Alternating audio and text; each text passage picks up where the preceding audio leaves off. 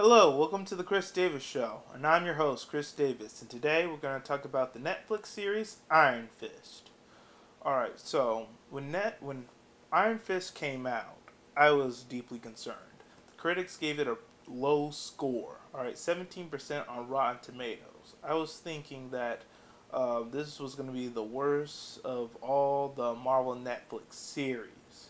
But I heard from the audience that they loved it. All right, namely the fans, they loved it, and it has like an 83 or an 85% on Rotten Tomatoes. When I looked at the whole series all the way through, like I love Iron Fist. You all should go out and see Iron Fist. The critics are wrong. You should definitely go see it. And so, like in this episode, in this review, I'm gonna be criticizing the critics, debunking like all the arguments that they made for why the series is bad, and I'm going to also give you my thoughts like on Iron Fist. All right, so the critics said that Iron Fist, the plot is slow, the action is boring, and it's accused of whitewashing. They say it's whitewashing. That last one, he couldn't be any more wrong about that one. But let me talk about the first two. All right, so they said the plot was slow, boring. It's not original. Um, that's partially true. On the first two episodes, it is slow, but they're only establishing characters and their relationship with each other. They're giving you background information on Danny Rand. I think it's necessary for people who aren't Marvel fans, who don't know a lot about Iron Fist, for them to get that background information and know more about Danny Rand as Iron Fist. Okay, um, once you get past those first two episodes, everything starts picking up. Everything starts to get more interesting. Even the action gets better. All right. In the first two episodes, yeah, the action isn't all that great, but it doesn't need to be. There's no real danger. When you start getting past episode 2, getting to episode 3, that's when the action starts getting a lot better because the plot's moving faster, and like sooner than later, Danny Rand is battling against the Hand.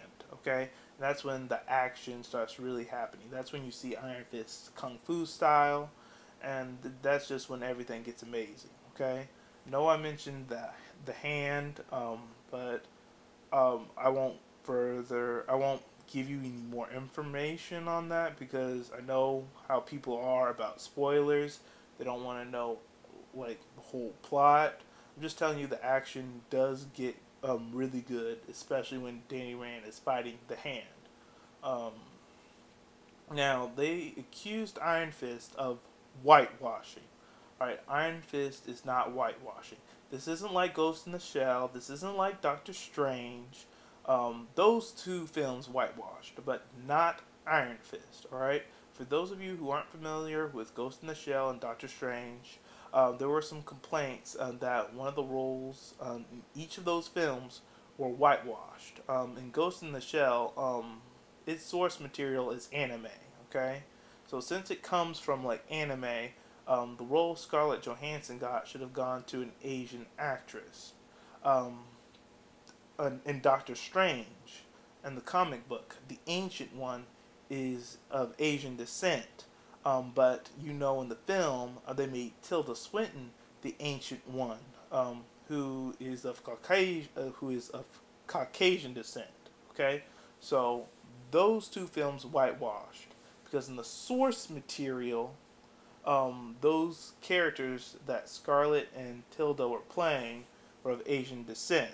Alright, so in those films, yes, there was whitewashing. But in Iron Fist, it isn't whitewashing. And the source material, Danny Rand is Caucasian. He is white. Right, in the source material.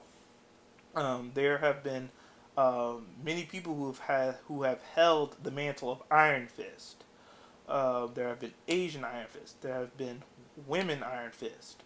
But Danny Rand is the consistent, current, modern Iron Fist. All right, he's white in the comic book, or so they made him white in the Netflix series. So this just goes to show me that just critics do not know their source material. They don't. All right. When Ghost in the Shell and Dr.Strange were accused of whitewashing, they were perfectly okay with it. The only ones who were really complaining were fans and maybe some people in the Asian community. But the critics didn't care. They didn't make a big deal out of it like they are doing about Iron Fist. Okay, to me, them accusing Iron Fist of whitewashing seems just opportunistic to me. But as I said, when those two films came out, they didn't say anything about it. Now when Iron Fist does, now they feel like they need to say something.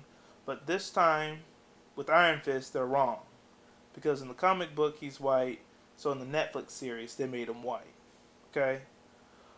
Um, you should definitely go see Iron Fist. Please do not listen to the critics. Go watch Iron Fist.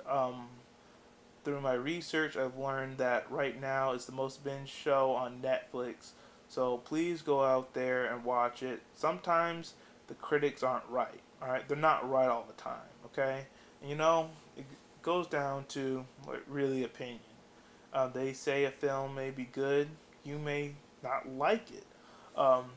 They say that a film's bad. You may love it. Alright? People have different opinions and stuff. But I think just overall that they were completely wrong about Iron Fist.